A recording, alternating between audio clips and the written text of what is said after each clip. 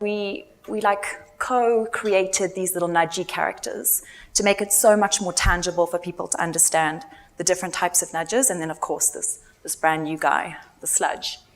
And I thought I'd just take you through these quite briefly. So as I mentioned, vitality, I mean, without question, one of the best behavioral change intervention programs globally. And in fact, Dutiful Nudge is orange, mainly because I can't think of good behavioral change without thinking of that brand. Disclaimer, I am former Vitality. So these are the guys that really have your best intentions at heart. They have your best interests at heart. They want you to save more responsibly. They want you to eat better. They want you to exercise well. And they don't care what they offer you to get you there, whether it's cashbacks or free watches or movie benefits.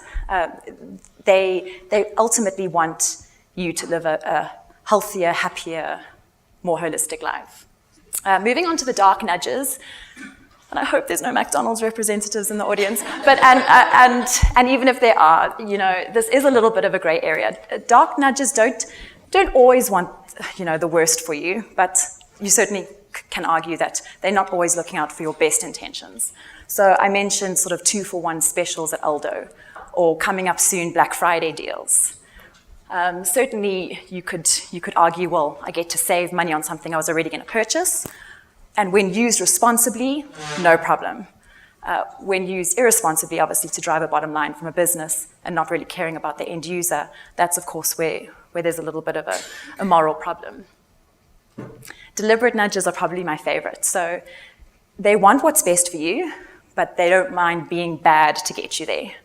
So they introduce barriers or points of friction, because they know making things difficult for you means that you're less likely to do them, and they don't want you to do them. So rather than trying to incentivize you not to do them, they make it difficult for you to do them. Sorry, that sounded like a bit of a tongue twister.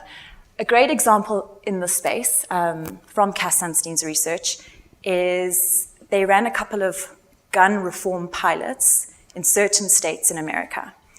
And crucially, it didn't impact your Fifth Amendment right whatsoever, which obviously Americans are fanatical about. You could still go in, follow the same application process, be exactly the same person, apply for your gun. What the deliberate nudge did, though, was it enforced a 2-week waiting period before you physically got that gun. So you knew that you were getting it, you paid exactly the same amount for your license, but you had to walk out, and essentially you had 2 weeks to deliberate or cool off. And the results from this have been shown to be pretty staggering. In the states where they've introduced this policy, they've seen a drastic decrease in gun-related homicides. And nothing else was done, you know. Anyone could still go and get the gun. So that's a really great example of a deliberate nudge. Moving on to the bad guys. So this is a new term. So for those of you who are quite well researched or well-read in behavioral economics and behavioral science, this was probably introduced in the past 2 years, and certainly this year, Cass Sunstein and Richard Taylor have spent a lot of time defining what they see sludge as. And their definition of it is that it's always pejorative. So it's always in your worst interests possible. And it's friction points that stop you from doing something that would be, you know, in your best interests to do.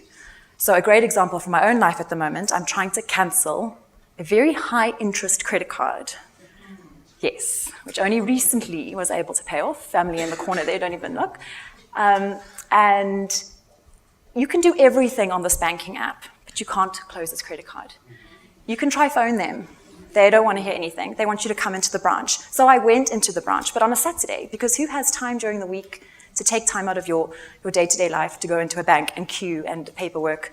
The person who can help me close this account isn't available weekends.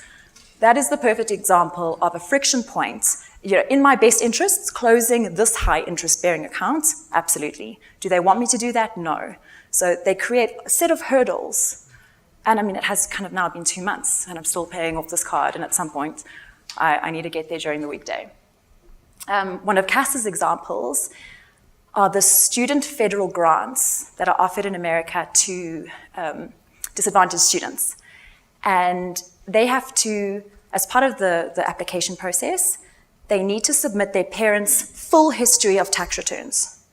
And I mean, it's always remarkable to me that South Africa is so far ahead in a lot of these things. Our e-filing is proper. They don't have anything like that. It's very paper-based.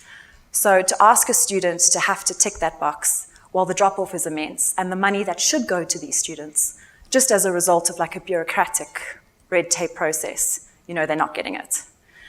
In fact, Cass suggests that 9 billion hours every year is lost to the economy as a result of the American people having paperwork burdens, which, I mean, is a huge, huge number.